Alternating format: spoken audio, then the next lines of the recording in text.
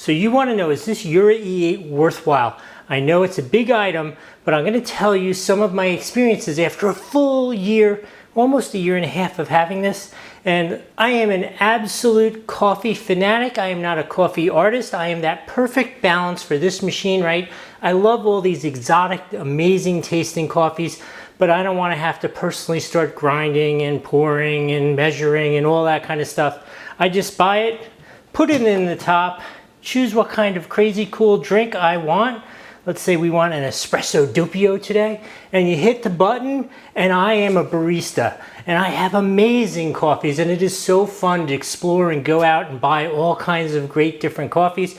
I will also recommend the milk refrigerator. Amazing, makes life so much easier for making those kind of crafty kind of coffees. Let's talk about the machine and my experience for a year. I actually didn't scale it specifically, so you could see it's looking to be descaled.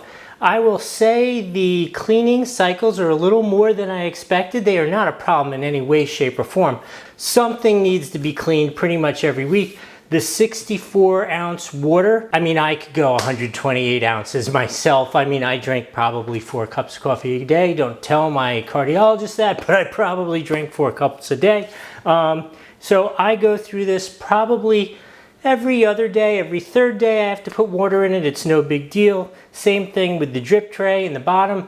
Again, takes 2 seconds. You take it out, pour it out, rinse it off, pour out the grinds. Super easy. The maintenance and care of this, very easy. Just possibly that cycle is a little more than what you expected, but the actual process is easy.